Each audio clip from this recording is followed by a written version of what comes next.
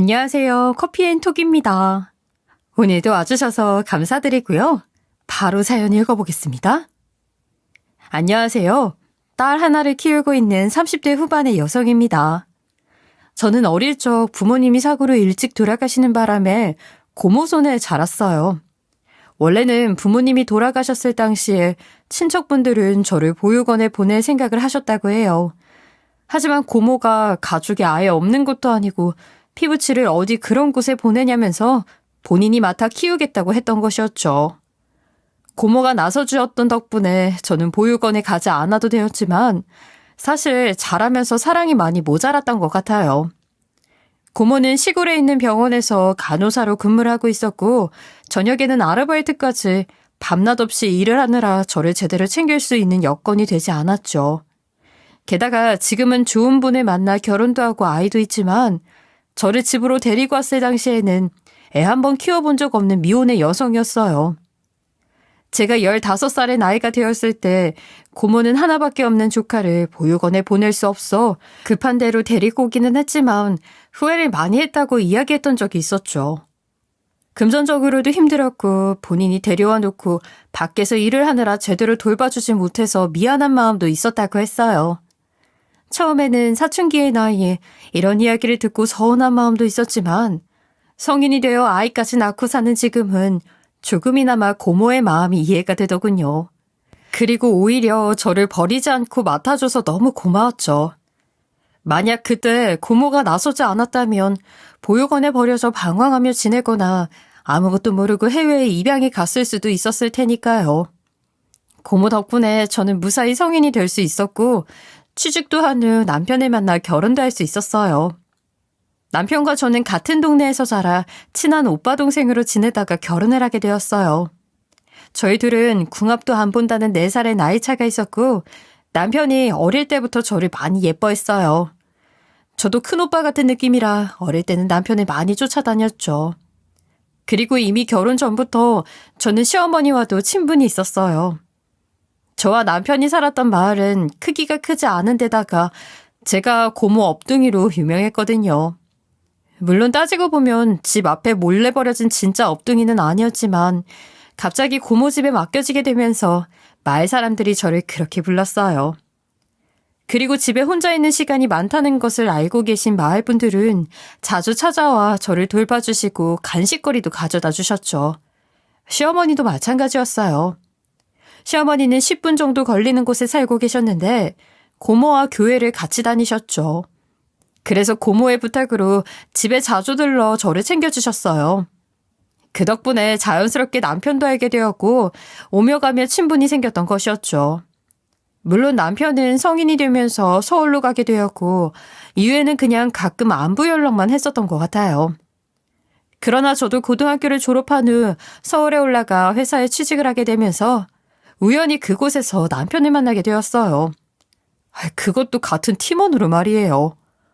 당연히 예상하지 못했던 만남에 남편도 저도 많이 놀랐죠. 그러나 원래 친분이 있다 보니 오랜만에 만났어도 전혀 어색하지 않게 잘 어울려 지낼 수 있었어요. 남편은 저의 사수였고 차근차근 일을 가르쳐 주었죠. 그리고 퇴근 후에는 저녁을 같이 먹으면서 남편과 시간을 많이 보냈던 것 같아요. 아무래도 시골에서 올라온 제가 친구 한 명 없이 타지 생활을 홀로 이어가는 게 남편은 신경이 많이 쓰였던 것 같았죠. 그래서인지 남편은 저를 더 많이 챙겨주고 가르쳐주려고 했어요.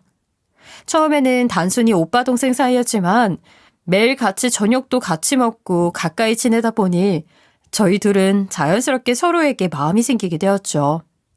그렇게 서울에서 만난 지 1년 만에 연인으로 발전하게 되었고 3년 만에 결혼을 결심하게 되었어요. 저희 둘은 결혼을 결심한 후에 시어머니께 허락을 받기 위해서 운영하고 계시는 펜션으로 찾아갔었어요. 사실 찾아가기 전에 먼저 저희 둘의 사이를 말씀드릴까 고민하기도 했었죠. 그동안 남편과 만나오면서 연인 사이 어떻게 될지 아무도 모르는 거니 결혼 결심이 서면 말씀을 드리자고 했었거든요. 그래서 남편에게 프로포즈를 받은 후 시어머니에게 인사를 가기 전에 연락을 드려야겠다 싶었어요. 하지만 남편이 어차피 서로 잘 아는 사이이고 고모와 친분이 있으시기에 당연히 허락을 해주실 테니 그냥 찾아가서 시어머니를 놀라게 해드리자 하더군요. 그래도 저는 미리 말씀을 드리는 게 낫지 않겠냐면서 인사드리기 전날에 연락을 드리려고 했었어요. 하지만 남편이 기어코 말렸죠. 그래서 결국 그냥 찾아가게 되었고 저희 둘이 같이 들어오는 모습을 보신 시어머니는 많이 놀라신 듯 한동안 말씀을 꺼내지 않으셨어요. 오랫동안 정적이 흘렀고 저는 동네 아주머니를 시어머니로 마주하게 되니 조금 눈치가 보였죠. 그래도 어릴 때부터 저를 예뻐하셨으니 허락을 해주시겠지 싶었어요. 그런데 예상과는 다르게 시어머니는 저희 둘의 결혼을 심하게 반대하셨죠. 아, 재훈아, 네가 결혼한다고 데리고 오겠다던 여자가 혜주야? 예, 맞아요. 얼굴이 잔뜩 굳어있는 거 보니 엄마 혜주 보고 많이 놀라셨나 보네. 아이, 너희 둘은 어떻게? 아무리 세상이 좁다고 하지만 서울 땅이 좁은 것도 아니고 너희들이 어떻게 이렇게 이어져? 혜주가 4년 전에 내가 다니는 회사에 입사를 해서 만나게 됐어. 하늘이 이어준 운명인 거지. 내가 근무하는 팀으로 들어왔더라고요. 하늘이 이어준 운명은 무슨? 혜주 같은 애를 왜 너한테 가져다 붙여? 어머니, 나는 너희 둘 결혼 절대 허락 못한다. 너도 양심이 있다면 우리 아들이랑 결혼하겠다고 여기 찾아오면 안 되지. 그게 무슨 말씀이세요, 어머니? 양심이라뇨? 혹시 제가 뭐 잘못했어요? 너는 내가 아무리 예쁘다고 했어도 그렇지? 은혜를 모르고 뒤통수를 치는 게 말이나 되냐? 예? 뒤통수라니요? 우리 재훈이 내가 혼자서 애지중지하며 키웠다. 멀쩡한 집안에서 나고 자란 사람들이 들어와도 허락할까 말까인데 부모 없는 네가 어디 발을 들이밀어. 엄마, 무슨 말을 그렇게 해. 혜주가 뭐가 어때서. 엄마도 예뻐라 했으면서 반대는 왜 하는데.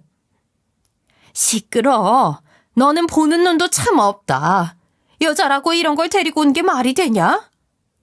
엄마, 너 얼른 내 집에서 나가라. 그리고 다시 내 눈앞에 얼씬도 하지 마. 알겠냐? 시어머니의 말씀에 저는 결국 눈물을 흘리면서 나올 수밖에 없었어요. 당연히 남편도 뒤쫓아 나왔죠. 저렇게 노발대발하시면서 결혼에 반대하실 거라고는 생각도 못했는데 무서운 얼굴을 하시고 절대 안 된다고 하시니까 그냥 포기해야 하나라는 생각도 했었어요. 고모도 소식을 듣고 나서 다른 사람도 아니고 어떻게 저를 그런 식으로 대할 수 있냐 난리를 치며 그냥 헤어지라고 하더군요. 저도 생각이 많아져서 시어머니 펜션에 다녀온 이후 며칠 동안 휴가를 내고 회사도 나가지 않은 채 고민을 하다가 결국 남편에게 이별 통보까지 했었어요. 하지만 저의 이별 통보에 남편은 시어머니가 반대를 하셔도 본인이 이 문제 꼭 해결할 거라고 하면서 저 아니면 죽는다고까지 하면서 조금만 기다려달라고 했죠. 그렇게 약 3개월의 시간이 지나고 남편은 끝내 시어머니의 허락을 받았어요. 그리고 결혼 허락을 받은 그날 저는 시어머니의 초대로 시댁에 다녀왔죠. 사실 고모는 소식을 듣고 허락을 받았어도 걱정이라면서 웬만하면 남편과의 결혼을 다시 생각해보면 안 되겠냐고 했어요. 시어머니가 그렇게 반대를 심하게 했는데 결혼 허락을 받는다고 해서 마음 편히 살 수 있겠냐면서요. 시어머니 성격에 분명 결혼하고 나면 보나마나 저를 힘들게 할 거라고 했죠. 하지만 저는 남편을 너무 사랑했고 고모의 만류에도 결국 결혼을 하기로 결정했어요. 그리고 긴장을 하면서 시댁에 찾아갔는데 의외로 시어머니는 마음이 많이 누그러지셨는지 너무 잘해주셨죠. 아휴, 혜주야, 그동안 나 때문에 많이 속상했지? 그때 내가 말을 가려서 했어야 했는데 내 아들만 생각하다 보니 의도치 않게 너한테 상처를 준 것 같다. 아니에요, 어머니. 허락해 주셔서 너무 감사해요. 앞으로 제가 잘할게요. 그래, 이제 가족이 되었으니 앞으로 우리 고부간에 잘 지내보자. 네, 어머니. 사실 시어머니의 부름을 받고 시댁을 찾아갔을 때 걱정이 이만저만이 아니었어요. 왠지 고모도 남편과의 결혼을 뜯어말리는 듯한 느낌이었고 이전에 시어머니께서 하신 몇몇 말씀들이 마음에 남아 있었거든요. 하지만 막상 시댁에 찾아가 보니 시어머니께서 앞으로 잘 지내보자고 먼저 이야기를 꺼내주시니까 조금이나마 마음이 편해지더군요. 그리고 시어머니와 잘 지낼 수 있을 것 같다는 생각이 들었죠. 그렇게 저와 남편은 무사히 시어머니의 허락을 받고 곧바로 결혼 준비를 시작했고 얼마 지나지 않아 가까운 친척들과 지인들만 모시고 스몰 웨딩을 올렸어요. 그리고 둘 다 서울에서 회사를 다니고 있다 보니 신혼집도 서울에 있는 조그마한 아파트에 차리게 되었죠. 그래서 저는 시어머니에 대한 부담감도 덜 수 있었던 것 같아요.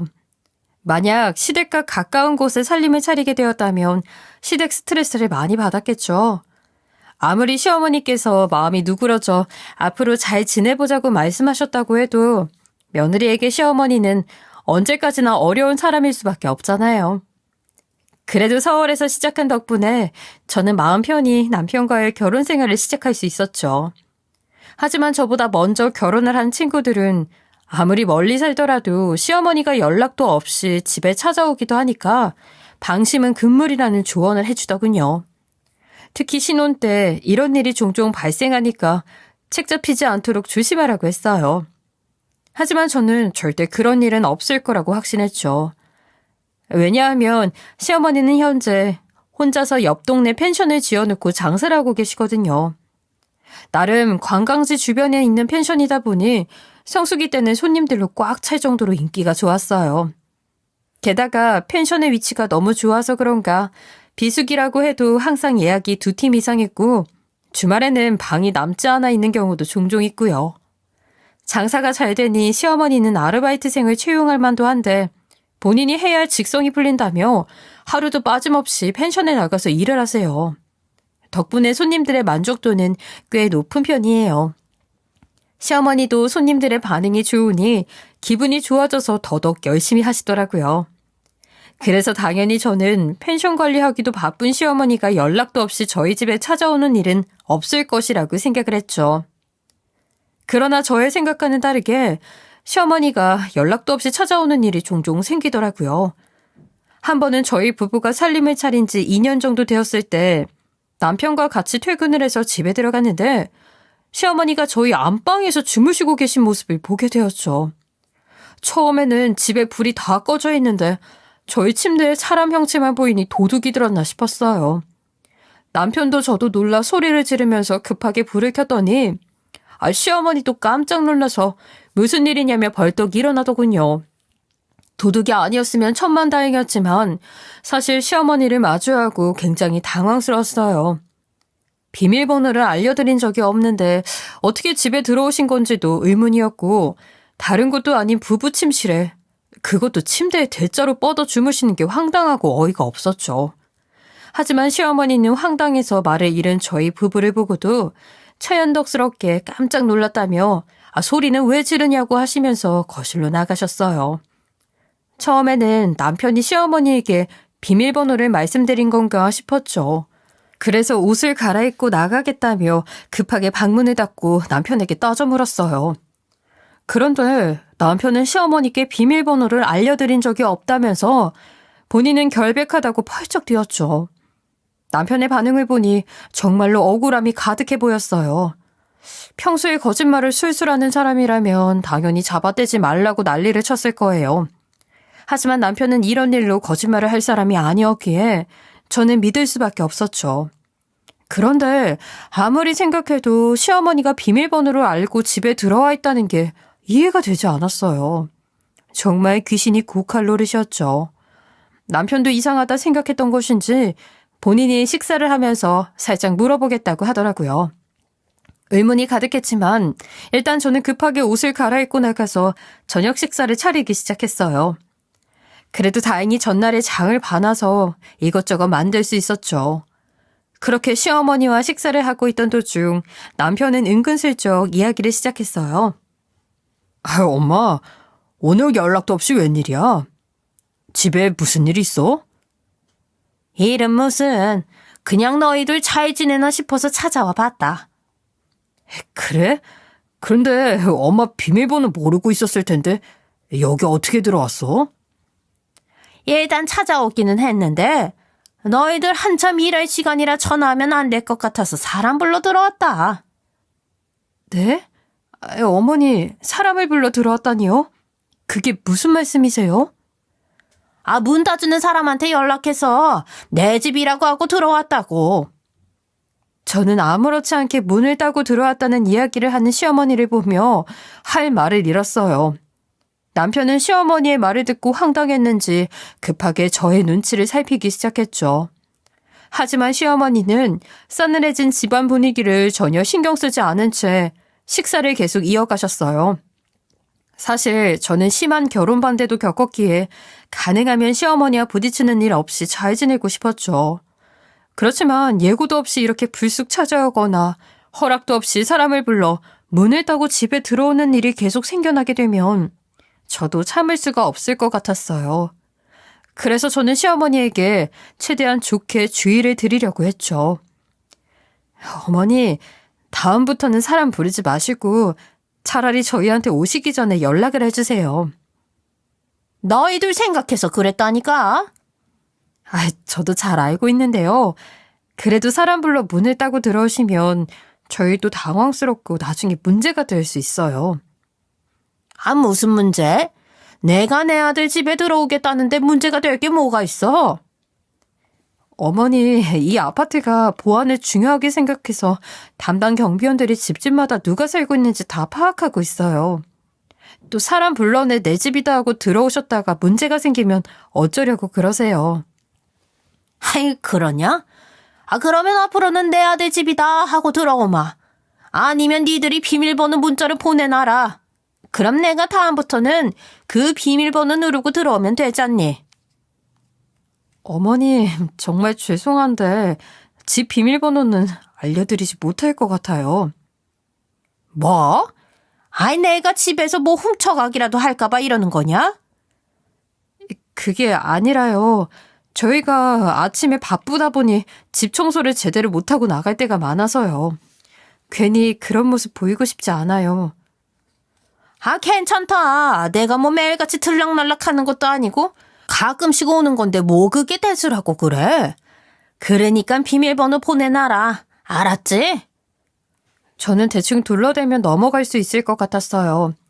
하지만 시어머니께서는 그런 것쯤은 상관없다며 무조건 비밀번호를 보내라고 하시니 머릿속이 복잡해졌죠. 마음 같아서는 그냥 모른 척하고 끝까지 비밀번호를 말씀드리고 싶지 않았지만 알려드리지 않으면 앞으로 계속 사람을 불러 문을 따고 들어올 것 같았어요. 그래서 어쩔 수 없이 저는 일단 비밀번호를 보내드릴 수밖에 없었죠. 시어머니가 집으로 돌아가신 후 남편은 화가 난 저를 보면서 눈치를 슬슬 살피다가 슬그머니 앞으로 다가와 본인이 주말에 펜션 일을 도와드리러 가니 그때 잘 말씀드려보겠다고 하더군요. 사실 시어머니가 본인은 나이가 들어 이제 펜션 관리가 힘에 부친다고 하면서 남편을 붙잡아 주말마다 내려와 펜션 일을 도우라고 하셨거든요. 시어머니 말이라면 꿈쩍 못하는 남편은 제대로 쉬지 못해 피곤하다고 하면서도 매주 빠지지 않고 펜션 일을 도우러 내려갔어요.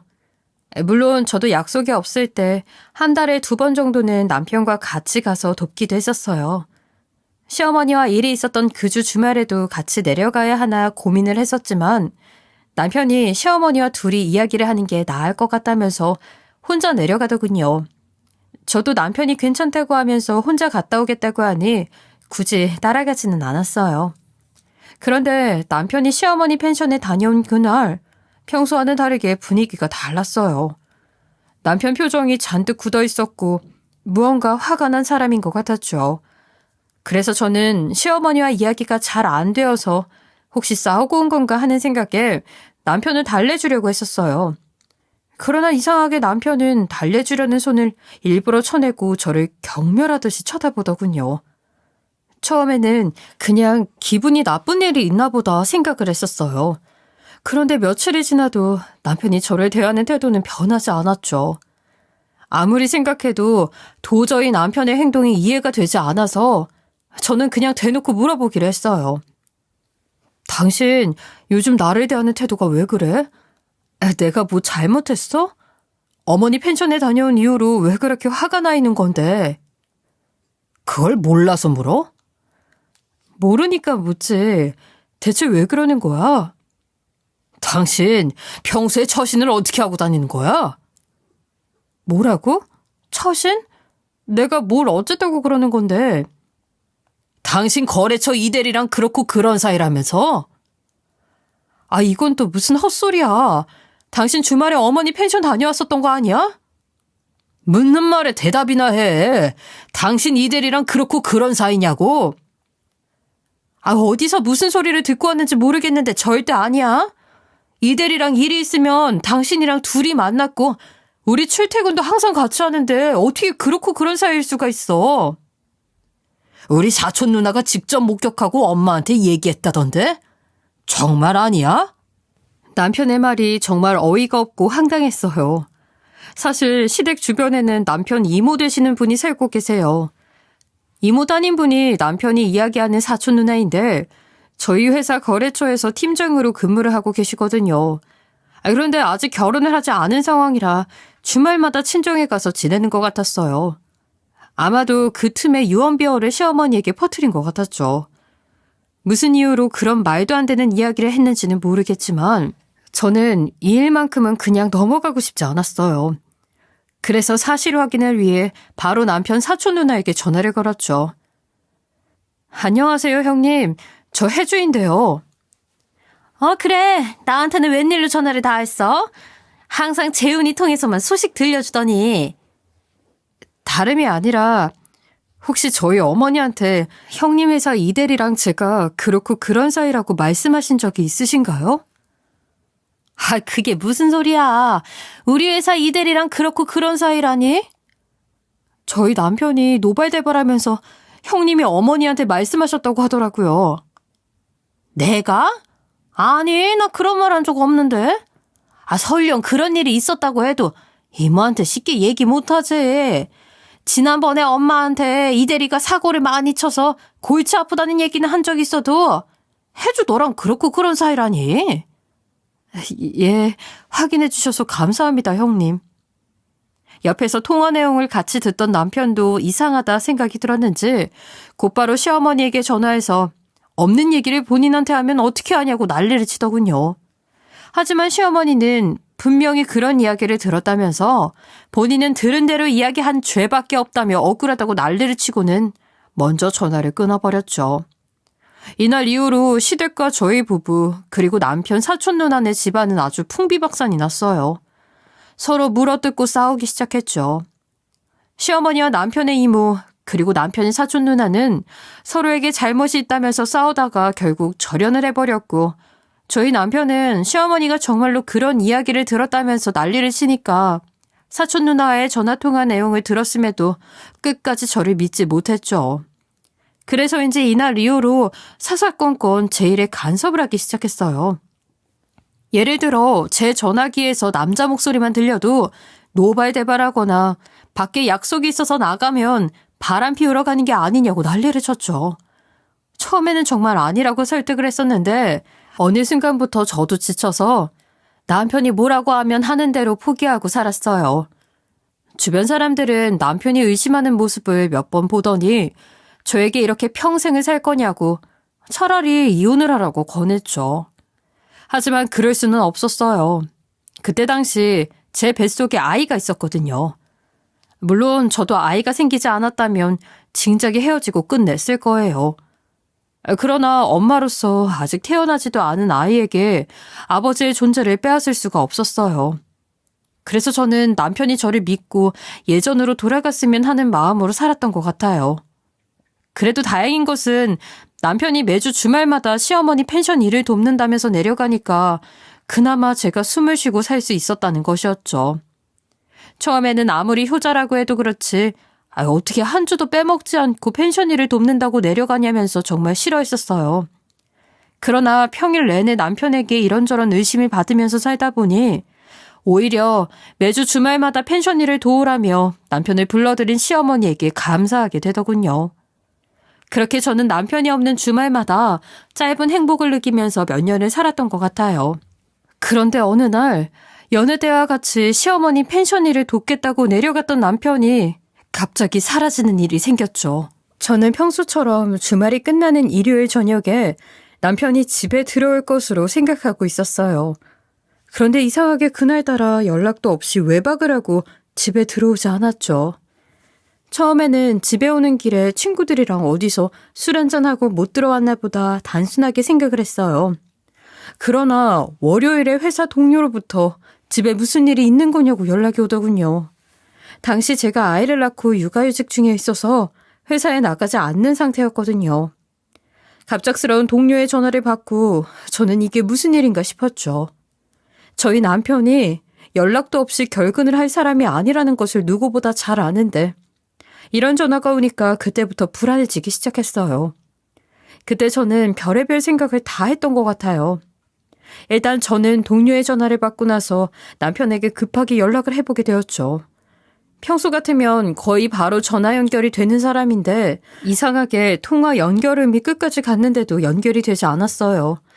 전화 연결이 되지 않는 것을 보면서 분명 무슨 일이 있구나 싶었죠. 일단 저는 경찰서에 신고를 하기 전에 혹시나 시댁에 가 있는 것은 아닌가 싶어서 시어머니에게 전화를 해보았어요. 그런데 시어머니는 다 큰 성인 남자가 밖에서 일이 있을 리가 있겠냐면서 어디서 바람이라도 쐬고 있을 거라며 일단 며칠 기다려보자는 말씀을 하시더군요.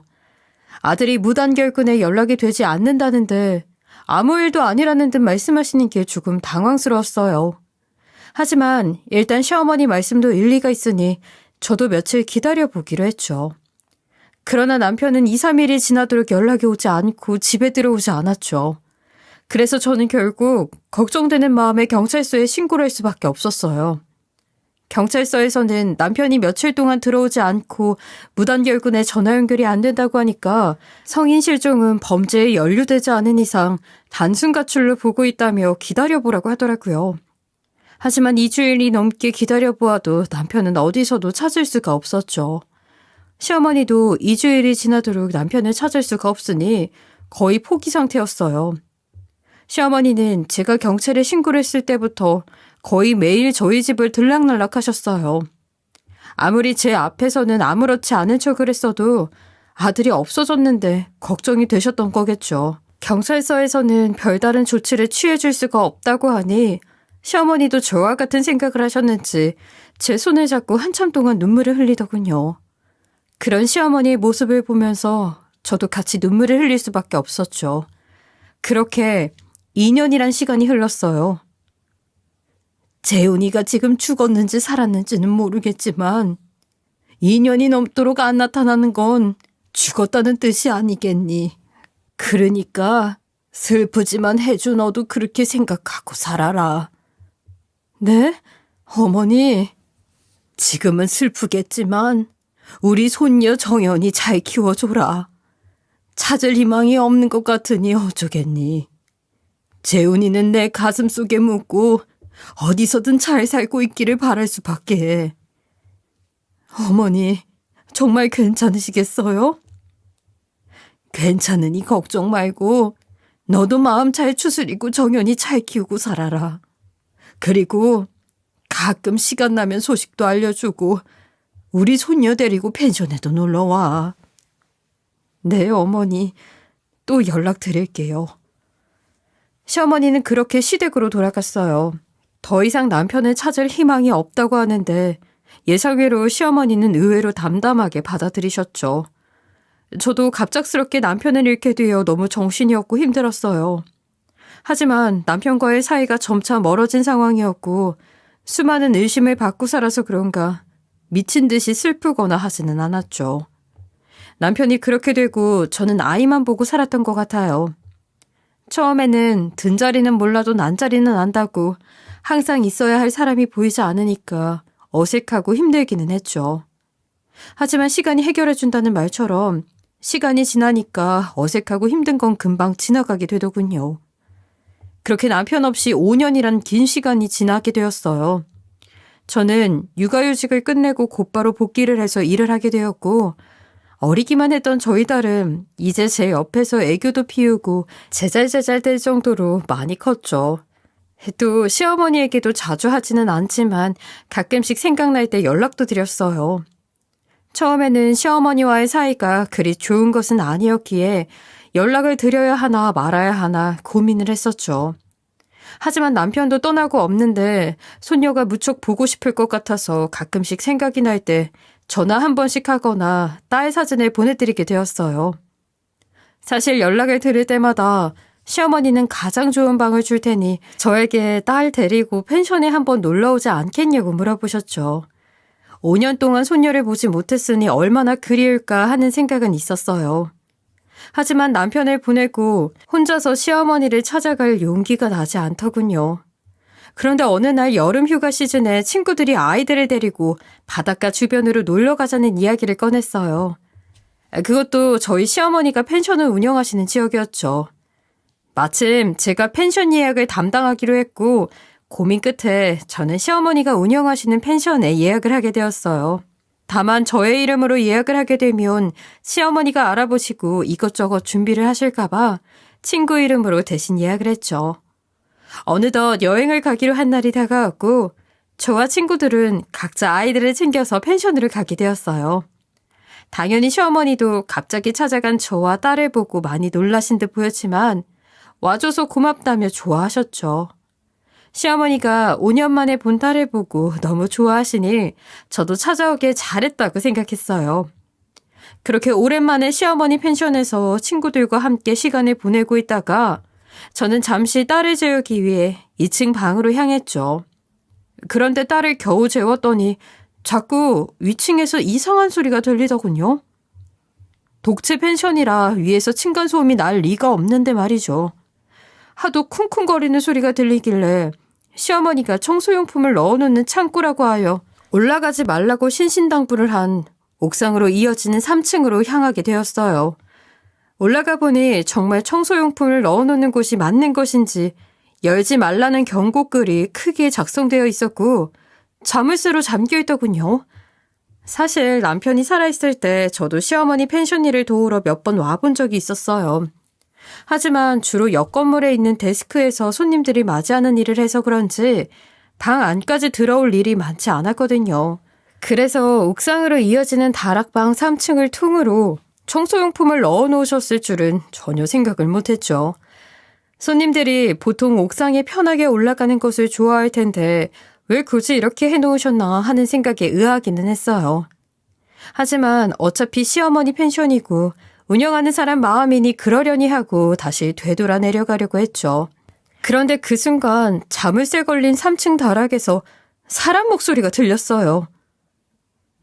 거기 사람 있어요? 지금 발소리 들린 것 같은데 거기 사람 있으면 저 좀 살려주세요. 제발요. 여기 진짜 무서워요. 한 번만 도와주세요. 거기 누구 있어요? 네, 여기 사람 있어요. 살려주세요. 여기 애기도 있어요. 제발 가지 말고 이 문 좀 열어주세요. 안에 있는 여자는 문을 마구잡이로 흔들기 시작했어요.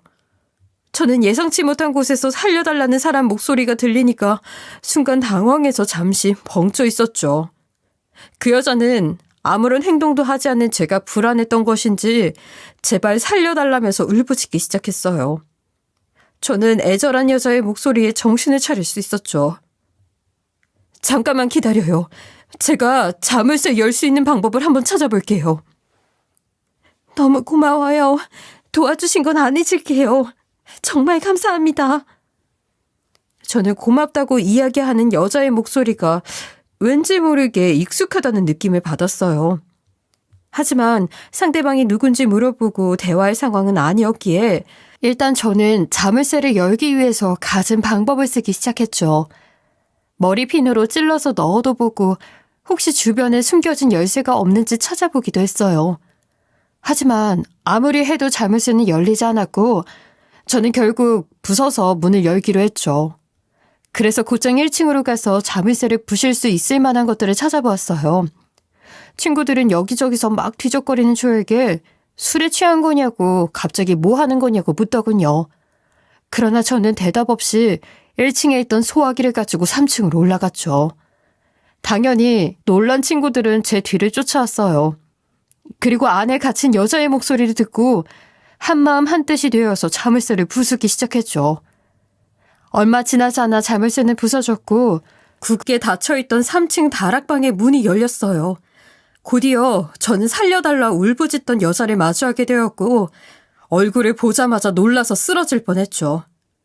그 여자는 바로 어릴 적 같은 동네에서 자란 아는 동생이었거든요. 그 동생은 할머니 손에 자랐고 정신연령이 낮아서 사람들이 바보라고 불렀어요. 그래도 완전히 아기 수준으로 낮은 정신연령이 아니어서 곧잘 말을 잘했고 다행히 상황을 이해해주는 좋은 남자를 만나게 되어서 저보다 먼저 결혼을 했거든요. 그래서 잘 살고 있는 줄 알았는데 왜 다른 곳도 아닌 시어머니 펜션 다락방에 갇혀서 살려달라고 한 것인지 이해가 되지 않았죠. 지우야, 너 이게 어떻게 된 거야? 왜 여기 갇혀서 살려달라고 그러는 거야? 혜주 언니 맞지? 여기 못된 아줌마가 나 이 방에서 못 나오게 했어. 뭐? 우리 어머니가? 왜 너를 여기다 가둬? 네 남편은 어디 있고? 그리고 저 남자아이는 누구야? 내 남편은 5년 전에 하늘나라에 갔어. 그래서 집으로 돌아왔는데 할머니 집은 친척들이 다 팔아서 다른 사람들이 살고 있더라. 마침 지나가던 아줌마가 나를 발견하고 같이 살자고 해서 우리 아들 데리고 온 거야. 그런데 데리고 오자마자 일만 시키고 나한테 어떤 남자랑 살라고 했어. 뭐라고? 그 남자는 어디 있는데? 동네 동생은 본인이 갇혀있던 곳을 가리켰고 저는 곧바로 친구들과 함께 안으로 들어가 보았어요. 다락방 안은 완전히 술병으로 가득했고 지저분했죠. 언뜻 봐도 사람이 살 수 있는 곳이 아니었어요. 안쪽으로 더 들어가 보니 방이 하나 더 있었는데 그곳에서 남자가 심하게 코를 고는 소리가 들리더라고요. 친구들과 문을 열고 들어가 보니 예상대로 어떤 남자가 한 명 있었는데 저는 그 남자 얼굴을 보고 정신을 잃을 뻔했어요. 그 남자는 5년 전에 죽었다 생각한 제 남편이었거든요. 아마도 지우는 어릴 때 집에만 있어서 같은 동네에 살았어도 남편을 몇 번 본 적이 없었고 성인이 된 후 일찍 결혼을 했기 때문에 남편을 전혀 기억 못하는 것 같았죠. 그래서 어떤 남자라고 표현을 한 것 같았어요. 그래도 저는 옆집에 살고 있었고 얼굴을 자주 봐서 그런지 지우가 기억을 하고 있었던 듯 싶고요. 친구들은 그동안 남편과 제 사이에 있었던 일들을 알고 있었기에 이게 무슨 일이냐고 난리를 치면서 술에 취해 잠들어 있는 남편 놈을 흔들어 깨우기 시작했죠. 그러자 남편은 소리를 지르면서 일어났고 저와 친구들의 모습을 보고 놀랐는지 눈이 커져서 아무 말을 못했어요. 당신 지금까지 나랑 우리 딸 버리고 여기 숨어 있었던 거야? 대체 왜? 그게 빨리 말 안 해? 그게 엄마 도움 받으면서 편하게 살고 싶어서. 뭐라고? 그게 말이 된다고 생각해? 그럼 어머니도 다 알고 당신이 실종돼서 이 세상 사람 아닌 척 연기를 했다는 거네? 알고 있었지. 근데 엄마가 더 원하는 일이었어. 그럼 차라리 이혼을 하자고 하지. 왜 이런 짓거리를 한 건데? 이혼하면 양육비 뺏겨야 되잖아. 네가 제정신이야? 네가 애 아빠가 맞긴 하니? 이혼해서 양육비 주기 싫다고 죽은 사람이 되는 게. 그리고 멀쩡한 지우는 왜 데려다가 일 시키고 당신이랑 살게 하는데? 마누라는 없어도 여자는 옆에 하나 끼고 있어야지. 그리고 엄마가 데려왔지 내가 데려왔냐? 막말로 쟤도 멍청하니까 여기까지 따라온 거 아니겠어?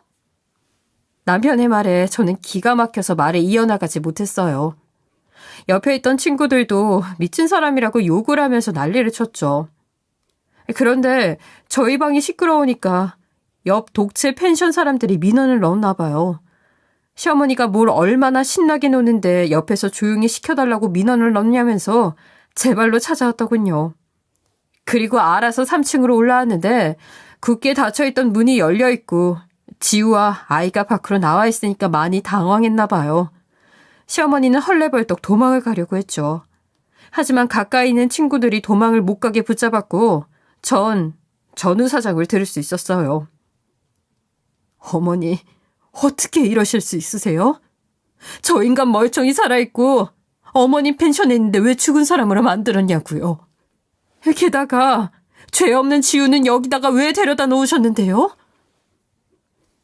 쟤는 그냥 일 시키려고 데리고 온 애야.